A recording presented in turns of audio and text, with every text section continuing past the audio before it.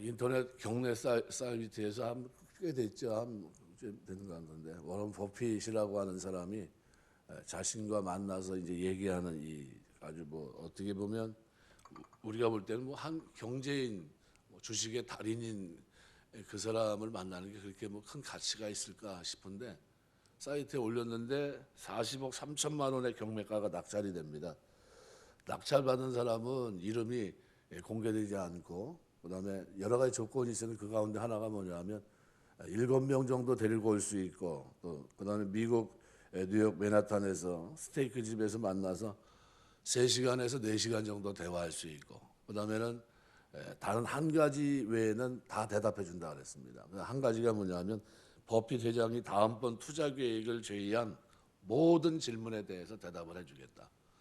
그런데 뭐 어마어마하죠. 2017년 기준 세계 부자 2위에 해당합니다. 756억 달러. 가지고 있는 돈이 82조 원입니다. 재산이 어마어마하죠. 근데 사람들이 그에게 열광하는 이유는 그가 투자하는 것에 투자하면 반드시 실패하지 않는다는 거예요. 돈을 번다는 겁니다. 그래서 성경에서 지혜를 구하라고 얘기합니다. 오늘 6절에서 11절. 그 이유가 도대체 뭘까요? 바로 지혜의 가치에 대해서 얘기하는 겁니다. 이 버핏이라는 사람이 어마어마하게 많은, 그죠? 우리 상상할 수도 없는 82조 원의 돈을 갖게 됐는데 그 사람 투자 달인입니다. 투자의 달인이에요. 뭐 진짜 말 그대로 자문만 해줘도 어마어마한데 가서 그 사람하고 대화하는데 얼마나 들어간다고 40억 3천만 원에 낙찰이 될 정도로 뭐 대단하지 않습니까? 예, 이런데 근데 그거보다 더한 게 있다는 겁니다. 그게 뭐냐면 지혜예요, 지혜. 하나님 말씀의 지혜. 그래서 이 지혜의 가치에 대해서 6절은 지혜를 얻으면 선하고 정직하게 되고 지혜를 얻으면 7절은 진리를 말하고 악을 미워하게 되고 8절은 지혜를 얻으면 의로운 말을 하고 굽은 것을 패역한 것도 없다고 말합니다.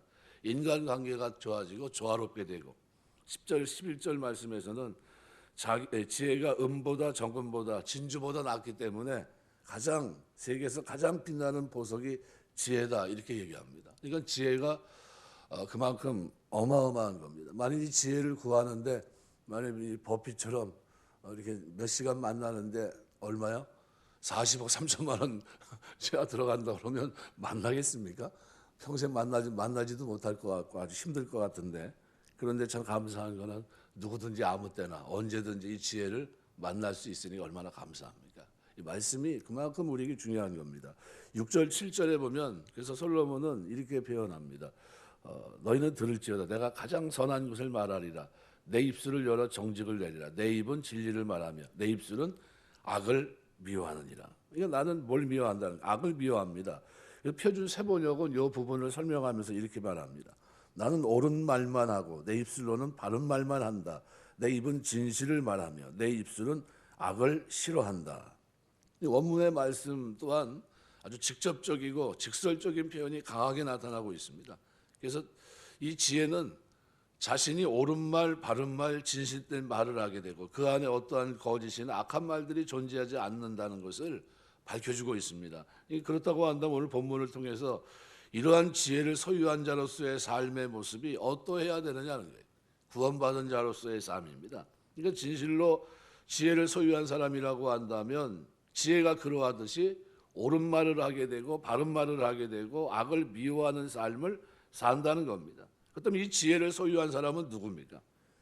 지혜의 근본이 되시는 여호와를 경외하고 말씀의 가르침을 따라 사는 사람, 요즘으로 말하면 그리스도 안에서 구속받은 오늘 성도를 말합니다.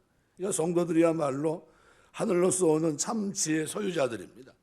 이 지혜를 소유한 성도들의 삶이 이 땅에서 어떠해야 되느냐 하는 겁니다. 그러니까 지혜를 소유한 자답게 우리의 삶에서 옳은 말, 바른 말, 진실된 말, 악을 미워하는 삶을 살아야 돼요. 그렇게 사는 저와 여러분 되시길 주의 이름으로 축원합니다. 그러니까 우리가 과연 그러면 하늘의 지혜를 소유한 자로서 합당한 삶을 살고 있는가? 이 물음에 대해서 질문에 대답을 할 수 있어야 됩니다. 그래서 선지자 에스겔을 향해서 에스겔이 이스라엘 향해서 얘기한 것이 에스겔 28장 17절입니다. 이렇게 얘기합니다. 내가 아름다움으로 마음이 교만하였으며 내가 영화로움으로 내 지혜를 더럽혔으며 내가 너를 땅에 던져 열왕 앞에 두어 그의 구경거리가 되게 하겠다. 이 무슨 얘기냐면요. 이스라엘에게 하나님께서 순전한 지혜 주셨습니다. 그게 뭡니까? 율법 말씀이에요. 그런데 지혜를 따라 살지 못하고 오히려 그 지혜로 인해서 교만해졌어요. 우리는 하나님의 백성이다. 우리만 안다. 우리만 이렇게 하나님과 교통한다 하면서 자기를 높였습니다.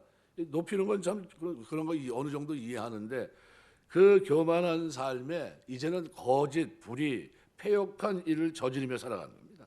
그러니까 하나님이 이스라엘을 땅에 던져 열방의 조롱거리가 되게 하겠다. 왜 그랬습니까? 지혜의 삶을 포기해버린 거예요. 이 삶을 던져버린 겁니다. 하나님도 그들을 던져버리신 거예요. 그러니까 우리가 하나님의 지혜를 따라 살아가는 사람이 되어야 되는 이유가 있는 겁니다.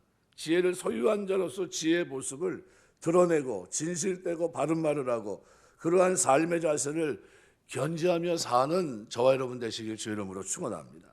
반드시 그렇게 돼야 돼요. 그래서 하나님의 영광을 드러내고 세상 앞에 지혜로운 말을 전할 뿐만 아니라 선하고 복된 삶, 정직하고 진실한 삶으로 거룩한 영향력을 끼쳐야 우리 성도라는 겁니다.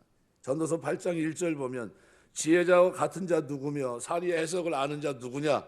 사람의 지혜는 그 사람의 얼굴에 광채가 나게 하나니 그 얼굴에 사나운 것이 변하느니라. 우리가 얼굴이 사나워도 안 된다는 거예요. 그만큼 지혜가 사람을 변화시킵니다. 우리가 이 주기도문을 이제 쭉 묵상하면서 아주 강조점이 어디에 있냐? 용서에 있습니다. 우리에게. 왜 용서가 있냐면요. 죄를 사하여 주옵소서라는 얘기를 14절 15절 또 반복합니다. 뭐 그만큼 중요하다는 거예요. 그래서 그게 어떤 조건을 얘기하는 게 아닙니다. 하나님의 은혜로 구원받은 놀라운 은혜를 우리에게 주십니다. 구속의 은혜입니다. 근데 그 은혜를 우리가 이 땅에 살아가면서 어떻게 해요? 1만 달란트 빚진 큰 은혜를 입은 사람들이 작은 일에 계속해서 용서하며 살기 원하신다는 거예요. 그래서 그거를 거기다 어떻게 강조한 겁니다. 강조점이 어디 있습니까? 용서에 있어요. 그럼 왜 그렇게 했을까요? 하나님의 사랑이 한 번 구원받고 난 후에 끝난 게 아니라, 그죠? 엄마 생각 우리는 다 끝났다 이게 아니라 날마다의 우리 일상에서 짓는 죄를 회개하게 하시는 거예요. 계속. 그러면서 하나님의 자비하심, 그 긍휼의 풍성하심을 우리가 누려요. 그러니까 하나님의 사랑이 얼마나 넓습니까? 하나님의 사랑이 얼마나 깊습니까? 길이, 넓이, 폭, 높이 이런 것들을 우리가 어떻게 해요? 내가 살아가면서 경험하는 거예요. 하나님이 나를 이 같은 넘어졌는데 나를 어떻게 붙들어 주시고 버리지 않고 징계하시며 나를 돌아서게 하시는구나 하는 이 사랑을 날이 가면 갈수록 어떻게 해요? 내가 하나님 앞에 내놓는 건 죄뿐이 없는데 근데 하나님은 나를 어떻게 해요? 사랑으로 덮어주시는 거예요. 이거를 체득하면서 맛을 보면서 우리가 어떤 사람이 됩니까?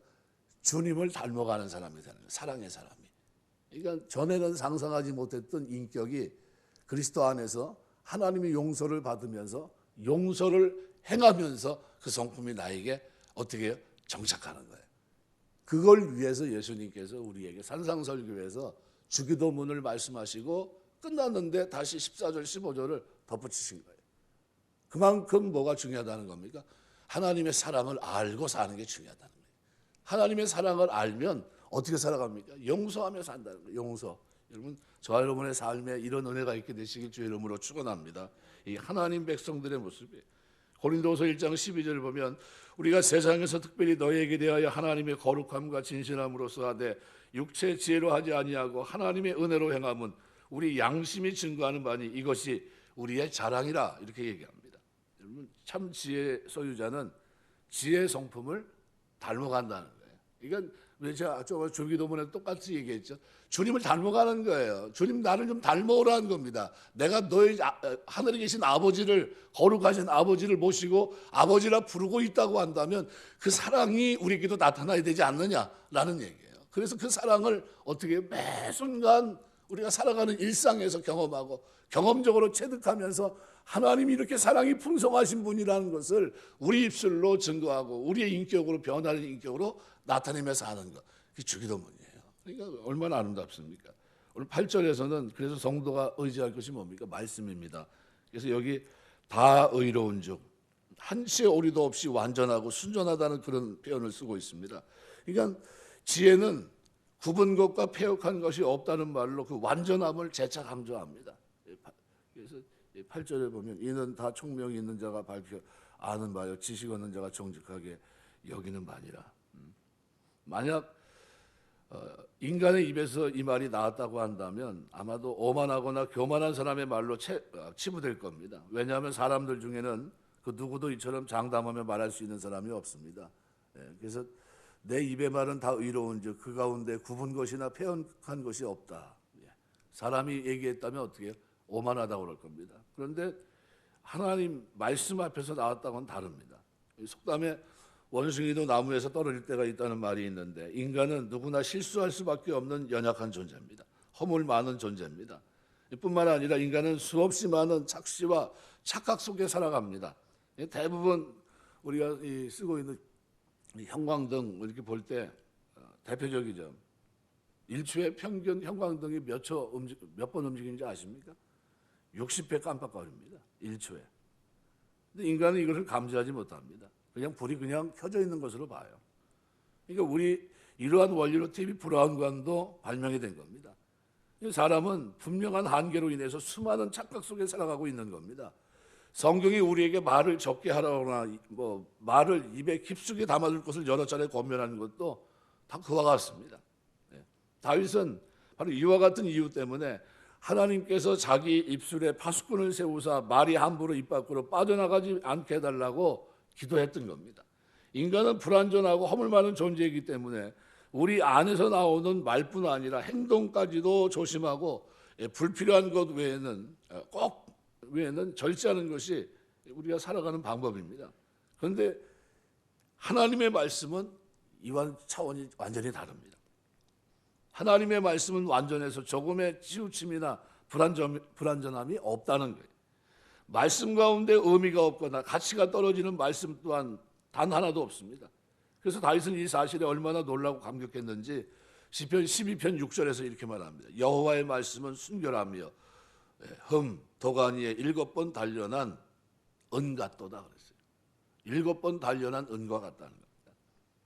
이게 왜 이렇게 중요합니까? 아주 감사 찬양을 하는데 이유는 불완전한 세상에서 흔들리지 않고 넘어지지 않고 든든히 서서 마침내 구원을 성취하기 위해서는 치우침도 불완전함도 없는 말씀을 붙잡고 의지하는 방법밖에 없기 때문이에요. 다시 말하면 하나님 말씀은 완전하고 순전하기 때문에 그 말씀을 아멘으로 받고 믿음으로 나아간다면 그 능력과 온전함이 우리를 붙들어 이 세상에서 승리하는 삶을 허락해 준다는 겁니다. 그래서 성경은 이처럼 온전하고 완전한 진리의 말씀이에요. 우리와는 다르다는 거예요. 우리 인간하고 다르다는 겁니다. 이 말씀을 읽고 믿음으로 받아들이고 말씀의 능력과 이 지혜를 소유하는 자가 되는 것, 이것이 이 땅에서 우리가 성공하는 비결이라는 겁니다. 말씀을 소유하면 말씀이 여러분을 붙들고 또 어떻게 할까요? 견고히 지킵니다. 마지막 날까지 참되고 온전한 삶을 살게 합니다. 말씀의 온전함을 믿고 말씀을 붙들고 승리하는 여러분 되시길 주의 이름으로 축원합니다. 이게 지혜라고 얘기하고 있는 겁니다. 그래서 이사야 40장 8절 말씀대로 푸른 마르고 꽃은 시드나 우리 하나님 말씀은 영영이 서리라. 다른 건 다 무너져요. 왜곡되고 다른 것들은 다 문제가 생깁니다. 그죠? 그런데 굽은 것과 패역한 것이 없는 모든 한 단어도 의로움에서 벗어나지 않는 유일한 것이 뭐냐면 하나님 말씀이에요. 그 속에 담겨있는 지혜는 붙들고 살아야 되는 말씀이라는 겁니다. 또 10절에서 11절 보시면은 너희가 은을 받지 말고 나의 훈계를 받으며 정금보다 지식을 얻으라. 대적 지혜는 진주보다 나음으로 원하는 모든 것을 이에 비교할 수 없습니다. 솔로몬은 은을 받은 대신 지혜 훈계를 받고 정직보다 지식을 얻으라고 권면합니다. 이 지혜가 진주보다 낫다는 겁니다. 그 어떤 원하는 것도 이에 비교할 수 없다. 그것은 은, 금, 진주라고 하는 것은 당시 사람들의 최고의 가치입니다. 오늘도 마찬가지죠. 세상적인 가치를 대변하는 겁니다. 솔로몬은 우리가 얻고자 수고해서 노력하는, 집착하는 세상의 어떤 가치보다도 말씀의 지혜, 말씀의 지식을 더 고귀한 가치를 지니고 있다고 밝히고 무엇보다도 말씀을 사모하고 얻고자 노력해야 된다는 사실을 강조하고 있는 겁니다. 여러분, 우리가 살아가는 내내 하나님 말씀의 고상한 지식이 여러분에게 최고가 되시길 주의 이름으로 축원합니다. 이게 축복이란 겁니다. 여러분, 세상을 한번 보십시오. 불타 없어질 물질을 얻고자 부모 자식조차 버리고 자신의 영혼조차 팔아버리는 사람도 많습니다.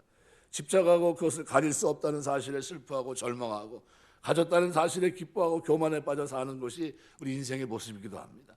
날마다 신문에 어떻게 뭐 한 면을 장식하는 흉악한 범죄, 여러 사건, 사고에 대한 기사 잘 살펴보면 대부분 이런 집착 또는 욕심이 만들어낸 결과예요. 어떤 사람은 너무 많아서, 어떤 사람은 너무 없어서. 그래서 오늘 솔로몬은 오히려 세상이 붙잡고 집착하는 물질적 가치를 귀히 여기기보다는 말씀을 귀하게 여기고 그 안에서 지혜와 지식을 얻는 자가 되라고 말씀합니다. 이게 쉬운 일이 아닙니다.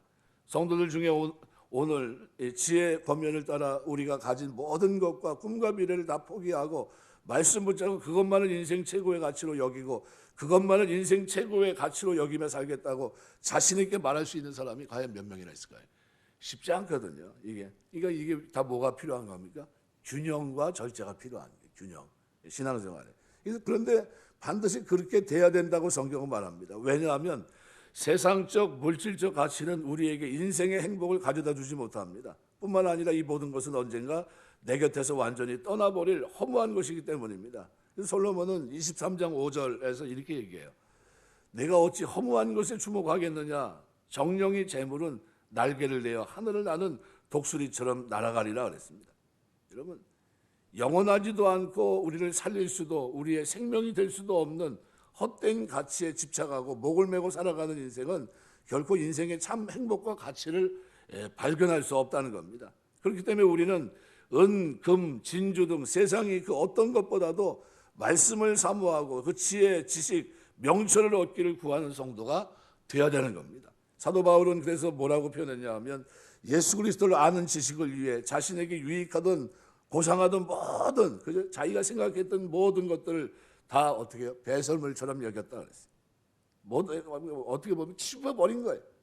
나쁘다는 얘기가 아니라 그만큼 어디에 초점을 맞췄다는 겁니까? 하나님의 지식에 초점을 맞췄다는 거예요.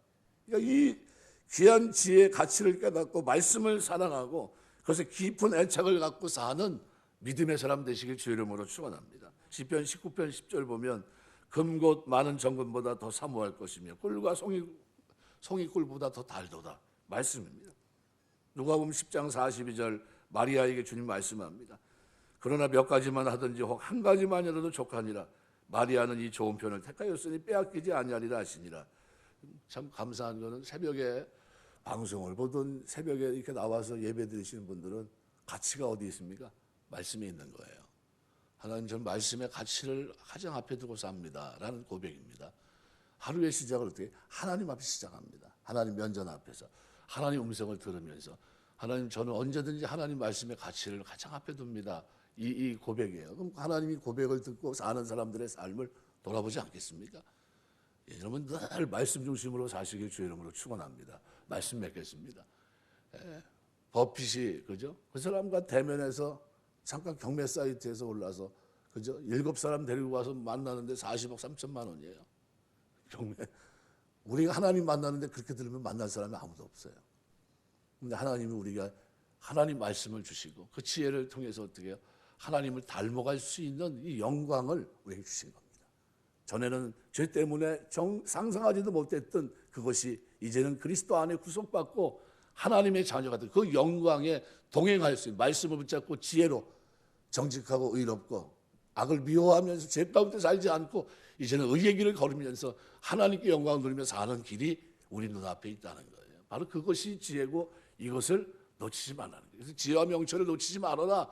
다른 건 다 무너져도 하나님과의 관계 속에서의 삶은 영원한 것이고 그 삶은 상급이 있는 삶이라는 사실을 성경은 분명히 우리에게 전달해 줍니다.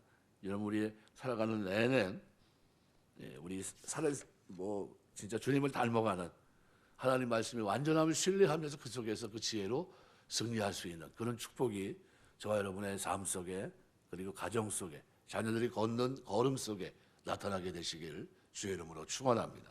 기도하겠습니다.